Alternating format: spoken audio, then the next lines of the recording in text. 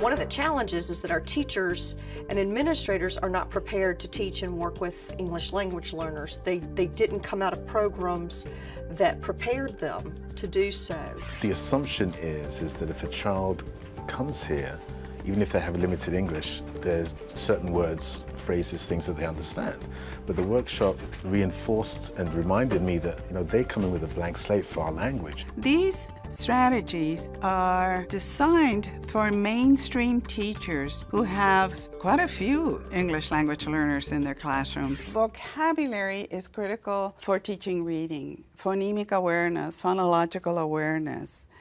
All those features of fluency are dependent on word knowledge. Which are the critical words that will help the students immediately get into reading and begin to comprehend the text?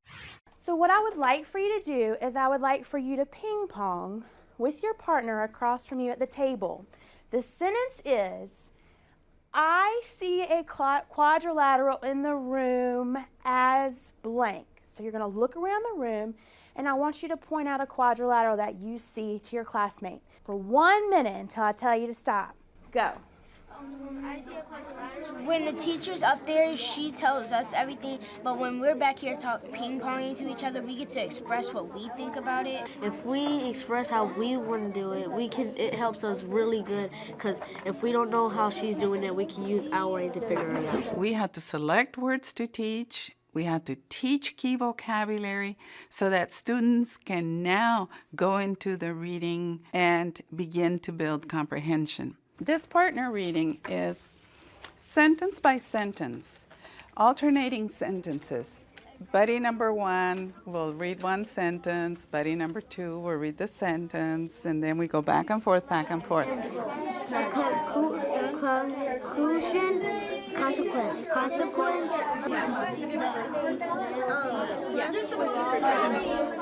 For a child that comes in that is not speaking English yet, that's having trouble with the language at this point, what are your recommendations? Here's what I would do, again, with newcomers.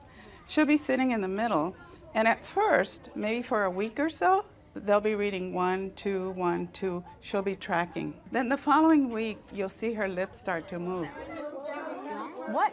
The fact that you reminded them and then you helped her figure out the shadow reading, that was important because she hadn't quite figured it out until you did that. She moved to America 2 days before she started school, and to have her feel confident to read that with the 2 English speakers, I mean, it's nice to see. How do we engage students in writing? How do we get them interested in writing? And how does that writing connect to the reading, the vocabulary, everything that we've been doing prior to writing? The write around is similar to the round table.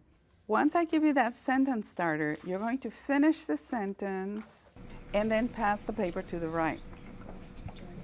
What's the purpose of the write around? What I saw is, 1, collaboration again, but 2, also reading what somebody wrote, understanding what somebody wrote, and making sure that what you wrote had that connection with it, but at the same time, ensuring that the vocabulary that we just learned was incorporated in what I was about to write. My teachers used some of the strategies that they recently learned in a session with Dr. Calderon, and I'm just very pleased. I'm very excited as the principal to see them working and engaged at such a high level. The teachers were really providing rigorous instruction to the students, and the students were giving back and they were engaged. So they're not just strategies that the teachers are going to keep within their 4 walls, but it's things teachers can now take and use and share with one another.